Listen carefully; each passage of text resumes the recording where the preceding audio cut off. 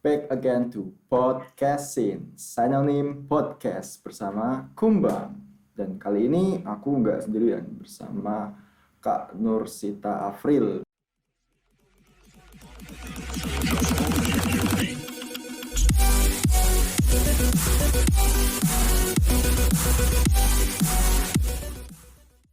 Afrilia. Afrilia, Iya. Kak Nursita Afrilia. Panggilannya apa, Kak? Sita. Sita, berarti tak panggil Kak Sita aja ya? Ya, Sita juga nggak apa-apa sih. Kelihatan tua kalau ada kaknya. Yaudah, Sita. Jadi, nggak enak panggilnya. Iya udah Sita. panggil. Jadi Kak Sita. Seenak, Mas. Jadi Kak, jadi Kak Sita ini adalah kuis pertama kita, perdana kita Wih. podcast di luar orang-orang ini. Wow. Dan Kak Sita ini adalah seorang duta, Duta ya. bukan duta Salam Seven, bukan duta Sambut, tapi duta Bahasa. Bahasa mana, Kak? Duta bahasa Jateng, Lin. Iya duta. Kalau ngomongin duta aku mau sombong nih. Sebenarnya ada 3 sih. Duta Oh, Duta Bahasa Jawa Tengah, Oh. Duta Museum Jawa Tengah, sama Duta Genre Kabupaten Pati. Gak apa-apa sombong kalau ada yang disombongkan. Jadi Kak Sita ini merangkap 3 peran sebagai duta. Iya. Tadi duta bahasa Jateng, duta Museum Jateng juga, Jateng. dan duta genre Kabupaten Pati. Kabupaten Pati. Keren banget Kak Sita. Kalau boleh tahu nih Kak, latar belakang Kak Sita sendiri tuh gimana sih? Latar belakang pendidikan. Bukan, maksudnya Kak Sita tuh kuliah di Semarang. Kuliah di Semarang, tepatnya Berarti- di Undip. Ke promosi Berarti- Undip. Berarti Kak Sita ini perantauan. Iya, perantauan. Aku asli Pati. Kalau kalian tahu atau pernah dengar dialek yang pakai kata pialah, hukum, gelasem, kopiem, itu pasti dari Pati. Gonem, Pati itu bahasa daerah mutlak Patli. ya dialek khasnya. Dialek Khasnya. aksen lah, Aksen khasnya itu kayak gitu. Terus orangnya nggak keras gitu ya, karena secara geografis kami di pesisir, jauh dari keraton. Pasti kami ngomongnya agak tinggi gitu ya, agak keras lah. Jadi balik lagi ke topik tadi kan duta. Duta. Kita sebagai 3 duta. Wih. Tapi yang dialek duta bahasannya. Hebat duta bahasa. Yang masih menjabat soalnya. Kalau duta museum ya masih menjabat sih, cuma kayak itu udah 2018 gitu loh. Jadi kan ini Kak, kan aku sebagai orang awam nih. Awam. Mungkin orang-orang yang tahu juga belum tahu sebenarnya arti atau definisi dari duta itu apa sih Kak? Kalau kita bilang definisi ini pasti agak itu sih, agak panjang ya. Dijelaskan secara santai aja kali ya. Secara santai dan kalau bisa singkat. Singkat, padat, jelas dan berisi. Siap. Kalau duta bahasa ini merupakan ujung tombak dari Balai Bahasa, dari Badan Bahasa Kementerian Pendidikan dan Kebudayaan untuk mensosialisasikan bagaimana sih kita bisa berbahasa yang baik dan benar. Bahasa yang baik itu sesuai dengan situasi. Terus bahasa yang benar ya sesuai dengan kaidah. Misal kita berbahasa Indonesia di forum formal ya harus seperti apa, di forum yang informal seperti ini nih kita harus bagaimana, itu harus kita patenkan gitu lah ya, biar nggak salah kaprah gitu loh. Karena semakin kesini banyak anak muda yang agak menyepelekan prinsip berbahasa yang baik dan benar. Satu lagi, terus kita juga punya kampanye khusus nih, ya ini kampanye Trigatra Bangun Bahasa. Utamakan bahasa Indonesia, lestarikan bahasa daerah, dan kuasai bahasa asing. Oke. Utamakan Bahasa Indonesia, lestarikan bahasa daerah, dan kuasai bahasa asing. Biar aset kita, asing. Jangan aset dong. Kuasai Aduh, bahasa asing. nanti ini kita bisa kemana-mana kalau ngomongin aset asing. Masih di ranah bahasa. Biar bisa bersaing dengan orang-orang pemilik saham asing nih, kita harus menguasai bahasa asing ya. Bener. Biar gak dikibulin terus-terusan gitu. Lanjutnya pertanyaan kedua. Sebenarnya Kak Sita tuh memiliki motivasi atau alasan tersendiri gak sih dalam dulu sebelum menjadi duta? Motivasi ya. Sebenarnya fun fact-nya aku 2018 itu udah masuk 7 besar Duta Bahasa Jawa Tengah. 2018 ya. Aku udah masuk finalis, masuk 7 besar, dan ada kesalahan paling bodoh sepanjang masa ini pasti angkatanku 18 dan para bunda-bunda balai pembina kami kalau ingat wah itu benar-benar memalukan sih. Tapi dari tragedi memalukan itu aku jadi belajar, jadi aku yang sekarang itu. Aku ceritain ya biar kalian siapapun nanti yang pengen daftar sebagai duta bahasa nggak terlalu barbar kayak aku gitu loh. Jadi aku masuk 7 besar nih. Nah, ketika 7 besar itu kami diberi pertanyaan random, ambil undian, terus bisa aja dapat bahasa Inggris, bisa juga bahasa Jawa, bisa juga bahasa Indonesia. Kebetulan waktu itu aku dapatnya bahasa Inggris. Nggak ada masalah sih ketika menjawab pertanyaan karena menurutku islah. Menyepelekan pertanyaan. Nggak menyepelekan juga sih, tapi kayak ya karena menguasai bidang itu, jadi kayak yaudah gitu loh, bisa menjawab. Cuma aku salah dress code dong. Jadi waktu menuju ke semifinal itu kan harusnya pakai batik yang rapi gitu lah ya. Umumnya cewek pasti ya pakai dress atau ya setidaknya tuh kelihatan feminim gitu. Enggak dong, aku pakai batik tapi celana jeans. Bukannya itu menyesuaikan zaman ya? Bukan masalah menyesuaikan zaman, tapi karena acaranya formal. Oh, oke. Dan di situ ada salah satu jurinya memang di bidang kepribadian, ya auto coret lah ya. Kayak emang nggak ada kepribadian sepertinya, saya nggak ada akhlak waktu itu, astaga Tuhan. Tapi dari situ saya belajar sih kayak bahwa pada akhirnya otak yang encer pun bukan berarti aku sombong pinter, bukan, tapi semua tuh harus mendukung gitu loh. Antara bagaimana kita nggak ngomongin cantik ya, tapi bagaimana cara kita berpenampilan dengan baik, karena cantik itu relatif, ganteng itu relatif, asalkan kita bisa menyesuaikan sandang kita, itu pasti udah keren lah. Berarti selain kita maksudnya kita harus saling support lah ya dalam diri kita sendiri, dalam dari diri kita sendiri, cara berpenampilan, terus tutur kata, benar, kepribadian, attitude. Wah, attitude kalau di duta bahasa itu diutamain sih, karena kan ya pertama kita berafiliasi dengan Kementerian Pendidikan dan Kebudayaan. Paham lah ya bagaimana kementerian itu menjadi salah satu lembaga yang bertanggung jawab dalam pembentukan moral generasi muda gitu loh. Jadi ya kalau ada yang bilang jadi duta tuh gampang asal cantik, aku nggak cantik, teman-temanku juga semua biasa, tapi bisa menempatkan diri dan tahu bagaimana dia harus bersikap, berpakaian, bertutur kayak gitu sih. Kok Kak Sita nggak ngerasa cantik kok? Karena kan katanya tadi cantik itu relatif. Iya, tapi aku ngerasa aku nggak cantik sih. Kata teman-temanku satu tongkrongan juga aku nggak cantik kok. Hai kalian tonton ke tongkrongan kalau denger ini, aku udah omongin ya. Kamu nggak cantik. Jadi itu ya. Terus pede, yang penting pede. Nggak apa-apa nggak cantik, nggak apa-apa nggak ganteng. Asal percaya diri, semua akan mendukung kok. Asal punya suatu kelebihan atau kemampuan yang Karena dapat dibanggakan. benar, karena ada juga loh orang yang sebenarnya cantik tapi dia nggak punya kepercayaan diri, akhirnya dia malah aura cantiknya tuh ketutup gitu loh, kayak gitu. Jadi semua ditemui orang-orang kayak gitu. Jadi yang paling penting itu kita harus percaya pada diri sendiri, nggak usah peduliin omongan orang. Benar. Terus next tadi kan motivasi udah. Terus sebenarnya tujuan dari menjadi duta itu apa tuh Pak? Maksudnya setelah menjadi duta Kak Sita ini bisa ngelakuin apa aja? Kontribusinya. Benar, kontribusi sebagai duta.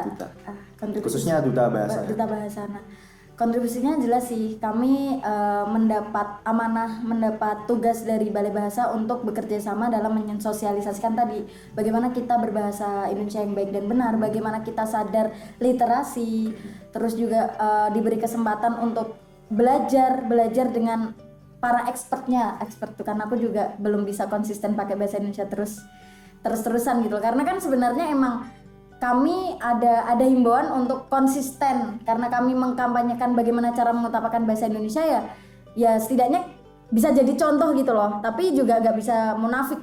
Fenomena yang terjadi sekarang di lingkungan kita banyak yang mencampur antara bahasa Indonesia dan bahasa asing, fenomena jaksel. Yes. Ya, aku pun tadi juga bilang belajar ke expertnya kayak gitu kan. Jadi memang generasi sekarang tuh kalau pakai bahasa emang nyeleneh. Kayak misalnya ini kan kemarin pertengahan tahun tuh ada fenomena anjay. Nah, itu fenomena anjay. Tapi aku bersyukur loh ada fenomena anjay itu. Kenapa tuh? Sebagai duta bahasa aku bersyukur, kayak tertampar gitu loh. Karena basicnya oknum yang mempermasalahkan ini kan dia nggak latar belakangnya nggak bahasa, dia psikolog ya, psikologi. Dia tuh sebenarnya udah mengakui kalau dia cuma cari sensasi. Iya, oke. Pengakuan. Jadi ya gitu.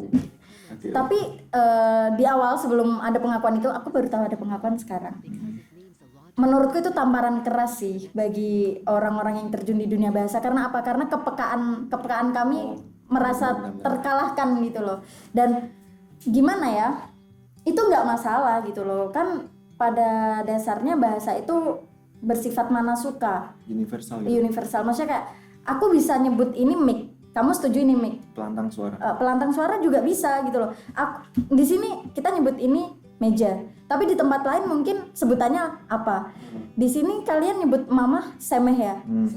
Di tempatku emak, kayak gitu kan. Ya tergantung kesepakatan komunitas kita gitu loh, menyepakati itu sebagai apa. Terus kalau anjay ya selama ini itu sebagai dibilang umpatan juga nggak umpatan, malah cenderung digunakan untuk apa ya, menunjukkan ekspresi dan ekspresi wah anjay, kayak kita terkejut, kita merasa wah takjub terhadap sesuatu gitu loh. Jadi ya tergantung konteks sih. Kita mau ngomong anjing, ih anjing. Ya kalau itu ada anjing, kita nunjuk anjing ya tetap anjing kan artinya.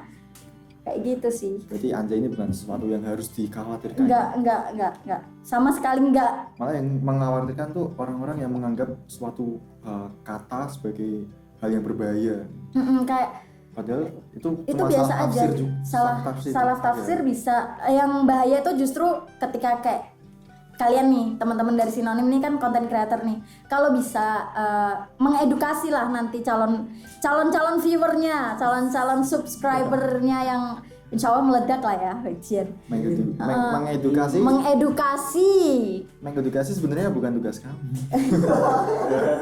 Tapi kan kalau penjembatan edukasi ya sih, jembatan edukasi. Kalaupun bisa ya kenapa enggak? Karena sama-sama kita mengeluarkan tenaga, kalau bisa ke arah positif kenapa harus negatif sih gitu loh. Kayak mengurangi kata-kata yang sifatnya toksik. Mungkin ada gamer yang emang ya dia pakai umpatan untuk berekspresi. Ya gak masalah, setiap orang berhak mengekspresikan ininya ya, perasaannya, tapi jangan terlalu dipublikasikan. Justru itu yang paling bahaya, apalagi kalau udah punya power gitu ya, udah punya masa yang banyak, terus dia terbiasa mengumpat, akhirnya diikuti. Nah itu yang bahaya sih menurutku, karena anak-anak kecil ini kan gampang meniru kakak-kakaknya, meniru pamannya, imitasi ya, meniru apa yang ia lihat, ia dengar. Nah itu yang lebih bahaya justru itu, bukan satu kata anjay itu atau bukan.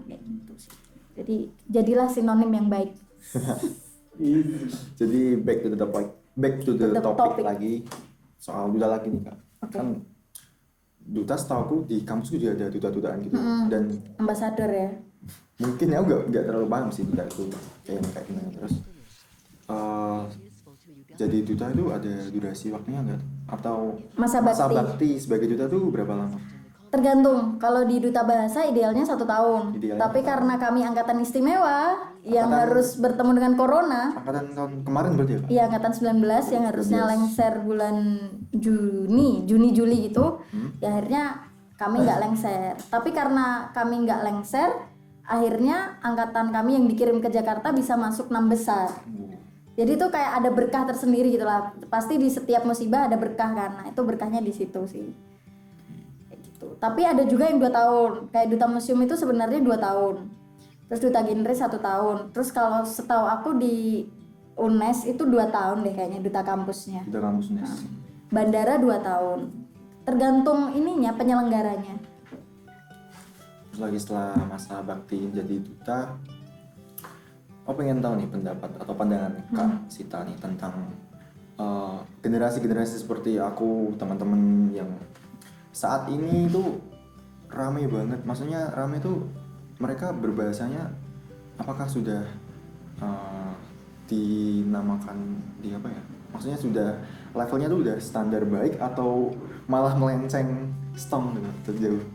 Kalau di ranah menurut pandangan kalau di ranah pergaulan sehari-hari menurutku udah melenceng parah sih. Parah banget. Karena mungkin bisa juga aku bilang parah karena aku terlibat dalam keparahan itu gitu loh. Ya balik lagi kan, kita harus berbahasa yang baik dan benar, menyesuaikan situasi, menyesuaikan dengan siapa sih kita bicara, dalam situasi seperti apa sih kita ngomong kayak gitu ya. Dan nggak bisa ditampik juga gitu loh stereotip anak muda sekarang. Ya udah sih, yang penting sama-sama ngerti. Ya nggak sih, kayak Bener, poinnya dapet lah. poinnya dapet lah. Mau disampaikan pakai bahasa Inggris kayak pakai bahasa Jawa kayak bahasa alien, ya terserah, yang penting sama-sama ngerti gitu. Tapi ya balik lagi gitu loh, marwah bahasa Indonesia nih Jen, ini agak serius nih. Marwah bahasa Indonesia ini kan ada di tangan kita, generasi muda, yang nantinya akan melanjutkan estafet perjuangan bangsa Indonesia di tengah pergaulan internasional. Kalau misalnya kita sendiri nggak konsisten mengutamakan bahasa Indonesia, padahal bahasa Indonesia adalah jati diri bangsa, ya jangan kaget kalau kedepannya kita terjajah lagi gitu, terjajah secara intelektual ya, bukan terjajah secara kolonial lagi gitu loh. Karena sekarang seperti yang kemarin aku minta tolong sama Dek Sena itu kan ada program bahasa Indonesia untuk penutur asing. Kita udah mulai diplomasi nih ke luar negeri. Bagaimana kita memperkenalkan budaya Indonesia melalui pengajaran bahasa Indonesia. Bahkan di Mesir juga udah membuka gitu loh, udah membuka jurusan khusus bahasa Indonesia. Ini sebuah apa ya, saya prestasi lah ya untuk negara kita sebagai negara berkembang, sudah mulai jor-joran gitu loh untuk mendiplomasikan bahasa kita. Tapi yang jadi PR sekarang, ketika lembaga yang bertanggung jawab ini sudah mengupayakan hal seperti itu, orang-orang yang di dalamnya malah abai. Dan ada yang bilang, ya udah sih bahasa Indonesia nggak penting. Indeks nilai ujian nasional itu kan yang paling rendah justru bahasa Indonesia. Bener. Karena apa? Karena kita cenderung abai nggak sih? Karena kayak kita mikir, yaudah sih bahasa sendiri, susahnya tuh di mana? Terus lagi, orang tua juga, banyak orang tua yang punya stereotip, punya pandangan, anakku pinter kalau dia bisa bahasa Inggris. Itu menurutku sangat-sangat keliru. Karena apa? Karena mereka dari awal berarti menanamkan ke anak mereka bahwa kue ki iso pinter, sorry pakai bahasa Jawa ya, kue ki iso pinter nek kue bahasa Inggris gitu loh kak, kue iso bahasa Inggris, nek kue cuma iso bahasa Indonesia yuk tentu kue pinter. Tuh, itu merupakan stereotip yang salah dan harus segera diluruskan. Maka dari itu ada kampanye Trigatra Bangun Bahasa, dan bahasa asing selalu ditaruh di paling akhir. Karena yang harus diutamakan ya identitas bangsa, setelah itu baru identitas daerah. Dan kita harus bangga dong, kita ada lebih dari 700 bahasa daerah loh, dan dipersatukan oleh satu bahasa Indonesia. Kurang keren gimana coba? Tapi ya itu, sayangnya anak-anak di usia kita, rentan usia kita itu kayak abai dan masih gimana ya, yang lucu itu kalau ngomong bahasa Indonesia nih, bahasa Indonesia nggak penting, gampang, penulisannya cuma gitu-gitu aja. Tapi kalau direvisi, misalnya ini udah tahap skripsi nih, ada revisi, mereka marah-marah, kok aku revisi terus sih? Ya kalian mikir gitu loh, ngotak gitu loh, makanya jangan menyepelekan hal yang penting, hal yang dasar gitu loh. Kalian nulis skripsi itu pakai bahasa Indonesia, maka patuhilah aturan penulisan yang baik dan benar. Itu contoh sederhana di ranah akademik. Jadi tadi ya permasalahannya paling penting tuh generasi sekarang tuh kurang support sama kurang bangga, difasilitasi. Kurang bangga sama apa yang diwariskan oleh leluhur ke kita. 28 Oktober 1928 loh. Dan nanti dapat menimbulkan kesalahan-kesalahan dalam penulisan tugas akhir seperti skripsi, yang mana kesalahan tersebut justru dari dia sendiri. Sebenarnya sepele kayak penulisan dipisah atau disambung. Ini penyakit yang sering aku ungkit sampai story orang-orang tuh gini. Pasti kalau udah kayak gini Sita habis nemuin ini ya kesalahannya. Terus kadang jengkel gitu loh. Aku bersyukur masuk bahasa Indonesia tuh Pak Trianto Triwikromo, dosen sastra Indonesia tuh pernah bilang, ketika kita sudah terlalu mencintai bahasa Indonesia, kita sudah berkecimpung dalam bahasa Indonesia, kita pasti akan menjadi scanner berjalan gitu. Diakuin apa atau tidak, iya, pemindai berjalan. Karena ketika kita melihat kesalahan tuh kayak gatel sendiri gitu. Ini apa sih? Gitu. Gregetan. Apalagi kalau misal lagi baca jurnal nih, jurnal dari fakultas sebelah atau mungkin dari kampus sebelah. Kok ini bisa lolos sih? Kayak gitu loh. Sampai ya gimana ya? Itu basic sih. Dasar banget. Ini aku juga salah ngomong basic. Basic sebagai WNI ya. Basic sebagai WNI. Maka dari itu, bahkan loh yang lucu banget, di sini udah ada yang tes UKBI belum? UKBI apa? Enggak taunya TOEFL bahasa Inggris. Padahal bahasa Indonesia tuh punya TOEFL sendiri ya. UKBI. Baru tahu aku malah. Uji kemahiran berbahasa Indonesia. Dan itu ujiannya lebih sulit daripada bahasa Inggris. Nanti bisa googling lah, oh KBI itu apa sih, penting nggak sih? Penting banget. Dan salah satu hal yang harus kita syukuri sebagai warga Jawa Tengah nih, gubernur kita itu merupakan pimpinan daerah yang istilahnya ketat, punya komitmen untuk memarwahkan bahasa Indonesia. Dengan apa? Dengan cara ada peraturan khusus yang mewajibkan TKA, tenaga kerja asing, sebelum masuk ke Jawa Tengah harus UKBI dulu. Keren banget Pak Ganjar. Pemda Jateng.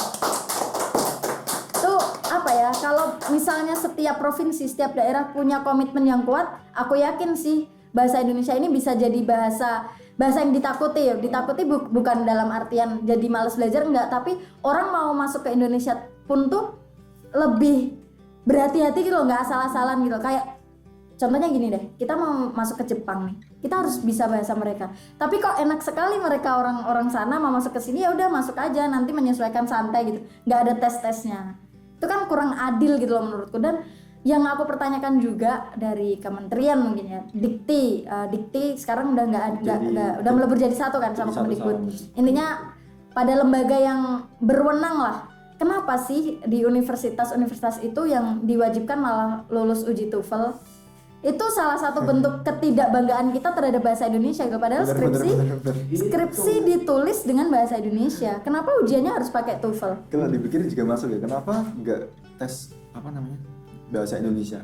Kemahiran berbahasa Indonesia. TOEFL. Kenapa malah TOEFL? Padahal skripsi juga bahasa yang dipakai pun bahasa Indonesia gitu. Tata caranya juga bahasa Indonesia. Jadi kayak kenapa harus bahasa Inggris yang diutamakan gitu ya? Bukan berarti menyepelekan bahasa Inggris, tapi kita punya bahasa yang harus kita utamakan gitu loh, yang harus kita jaga marwahnya. Kenapa malah kita mengagung-agungkan bahasa lain gitu loh? Kebiasaan orang Indonesia tuh emang kayak gitu ya, yang punya sendiri disia-sia. Nanti kalau misalnya udah mau diakui bangsa lain nih, udah mulai merasa terancam, baru diakui, baru heboh. Itu kebiasaan banget nih. Jadi itu pesan buat Kemendikbud. Iya. Tolong ubah sistemnya. Sistem ya siapa tahu 10 tahun syarat depan untuk mengikuti skripsi. Syarat untuk lulus S1. Harus ada U. Kalau nggak diubah nanti aku jadi Mendikbudnya. Amin. Nggak apa-apa, ngehalu dulu, halunya ketinggian kan, kalau jatuh masih di langit juga. Oke, tadi Kak Sita sempat menyinggung soal bersyukur masuk bahasa Indonesia. Dengar Kak Sita nih sebenarnya saat waktu pertama kuliah dulu jurusan atau fakultas yang diambil tuh nggak ada kaitannya sama bahasa, justru malah mengambil PWK, perencanaan wilayah tata kota. Iya, fakultas teknik. Terus gimana tuh Kak pengalamannya dan pergumulan yang luar biasa ya? Yes. Pengalaman yang akhirnya membawa aku ke titik ini. Oke. Anjir. Enggak, dan cara Kak Sita sendiri untuk menghandle untuk bersyukur. Untuk bersyukur. Pertama, aku emang dari IPA. Waktu SMA aku IPA, dan emang pilihan pertamaku itu perencanaan wilayah dan tata kota, Universitas Diponegoro juga sih. Tapi yang namanya SNMPTN dan namanya anak SMA dulu kan selalu tuh ada momok, ada apa? Saya kayak dihantu-hantui kalau misalnya kamu keterima SNMPTN jalur undangan tapi nggak kamu ambil, kamu SMA kamu bakal di blacklist. Nah akhirnya aku jadi tumbal. Aku keterimanya dari jalur undangan di Sastra Indonesia, dan karena saking sayangnya sama alma mater nih ya, takut alma maternya di blacklist nih, akhirnya ya udahlah ya terjun gitu kan. Wes teles 3 bulan udah basah. 3 bulan pertama nggak ngerti apa-apa ya kan, kayak linguistik itu apa, yang dulunya belajar rumus-rumus fisika, ngapalin apa sih kimia, struktur molekul ya kan, terus tiba-tiba harus belajar fonem, diftong, ini apa lagi ya Tuhan, nggak ngerti sama sekali, nggak ngerti. Itu benar-benar marah sampai aku saya kayak mogok gitu loh, kayak aku nggak kuat, apalagi aku kan dibesarkan oleh single parent ya, jadi kayak banyak lah bebannya gitu loh. Maksudnya kalau misalnya aku nanti nggak maksimal kuliah juga kasihan orang tua, jadi kayak yaudah dijalani dulu deh 1 semester. Oke, 1 semester, singkat cerita ternyata kumlot, IPK-nya kumlot 3,81 kalau nggak salah, 381 atau 383 gitu kumlot. Terus orang tua aku pada bingung, loh dek, katanya bingung, katanya nggak bisa, katanya nggak paham kok masih kayak gini. Ya nggak tahu, toh kalau kita sama-sama mengeluarkan energi selama masih bisa maksimal, masih bisa di jalur yang benar, kenapa harus yang salah gitu loh. Seenggak suka-sukanya aku tetap mikir lah, istilahnya kayak gitu. Nggak mau kan, kita nggak tahu apa yang akan terjadi di depan kan. Akhirnya sempet gabung di ini paduan suara, ternyata nggak nyaman. Emang aku tuh nggak terlalu suka bertahan lama, sukanya yang cepet-cepet aja. Temporary people. Bener banget, suka yang cepet-cepet aja, ngapain harus nunggu lama gitu loh. Dan kalau nggak nyaman ya tinggalin gitu loh. Jadi Kak Sita ini merubah apa yang pertama ia tolak. Itu sampai semester 2 tau deh. Semester 2. Terus semester 2 itu aku hampir ikut SBMPTN karena orang tua aku juga kasihan kan. Maksudnya kalau misalnya emang nggak kuat ya udahlah Dek, ikut tes lagi aja gitu loh. Udah daftar nih SBMPTN, hari tesnya pas ada acara yang nggak bisa ditinggal dong. Terus kayak fix, ya aku harus nerima ini jalan Tuhan gitu loh. Kalau misalnya kan gini loh prinsipnya, apa yang kita rencanakan belum tentu sesuai dengan rancangan Tuhan, dan kita harus terima itu. Faktor-faktor yang di luar kendali kita tuh mau nggak mau harus kita terima dengan ikhlas, karena pasti udah ada hal besar yang disiapkan oleh Tuhan gitu loh. Itu yang aku dapat sih. Pokoknya kalau omonganku bijak seperti ini berarti aku lagi mabok kayaknya. Tapi serius kok, semester 3 aku mulai yaudah nerima. Terus semester 4 mulai nerima lagi kan, nambah nerima. Terus ketemulah sama organisasi international student, pokoknya ya organisasi internasional gitulah. Aku nggak ikut HM, aku nggak ikut BEM karena menurut aku wasting time. Nah, jadi ya mungkin beda visi lah kan, orang berhak menentukan wadah yang tepat untuk dia berkembang gitu loh. Kalau misalnya hanya ikutan tren ya buat apa? Kalau hanya untuk eksistensi, ini loh aku anak BEM, ini loh aku anak HM, ini loh alamatku ada lambang benderanya, ya buat apa gitu. Nanti ujung-ujungnya malah nggak kerja kamu itu cuma untuk keren-kerenan aja. Terus akhirnya aku gabung di organisasi itu. Ya udah, aku kenal banyak orang dan aku makin sadar aku nggak nyaman di lingkungan belajarku, di lingkungan sastra maksudnya gitu ya. Bukan berarti orang-orangnya, tapi lebih ke kayak ya balik lagi aku basicnya IPA. Terus ya udah deh, akhirnya bertumbuh, berproses, dan jadilah aku yang sekarang dari pergumulan itu. Jadi dari awal Kak Sita apa yang awalnya kepaksa lama-lama juga nyaman, menikmati dan Witing Tresno Jalaran Soko Kulino membuahkan hasil ya, yang akhirnya sekarang Kak Sita menjadi duta bahasa banget. Oke. Tadi Kak Sita bilang visi misinya beda. Memang visi misi dari Kak Sita sendiri apa tuh? Visi hidup. Ya, visi misi sekalian tujuan hidup ya. Apa ya? Aku ingin menjadi berkat dan terang bagi orang-orang di sekitarku sih, dengan cara yang sederhana kayak gitu.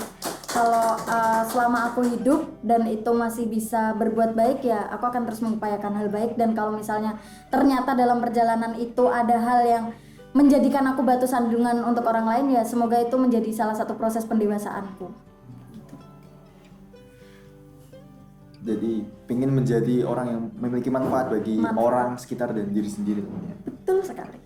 Dan dengan menjadi duta bahasa atau 3 duta tadi ya, dengan menjadi duta-duta itu apakah sudah tujuan hidupnya sudah kecapai atau proses menuju tercapai? Tapi sedikit banyak ada hal-hal yang udah aku rencanakan itu mulai tercapai, mulai terwujud gitu. Berarti satu persatu mimpi sudah mulai terwujud. Sudah berada pada jalurnya ya, tinggal mengikuti saja. Jalur yang sangat tepat untuk menjadi Mendikbud. Amin. Oke, jadi banyak yang telah kita pelajari dan kita bisa ambil hikmahnya nih dari apa yang telah disampaikan Kak Sita sebagai Duta Bahasa Jateng 2019 sampai sekarang. Mungkin tahun depan sudah demis. Ya, nyebutnya apa? Demis nyebut. Bukan, lengser. Lengser, oke. Jadi mungkin segitu dulu Kak dari sinonim pengalaman Kak Sita yang dapat kita ulik di sini. Dan mungkin kedepannya kita bisa collab lagi. Ngobrol lagi tentang hal yang di luar perdutaan ini. Perdutaan dan perbahasaan yang lebih santai lagi kali ya. Prinsipnya tuh santai. Oke, jadi teman-teman jangan lupa untuk selalu menggunakan bahasa Indonesia yang baik dan benar. Khususnya kita harus tahu di mana kita menggunakannya dan dengan siapa kita menggunakannya. Jangan sampai kalian mengechat guru atau dosen kalian dengan diawali P. Itu auto.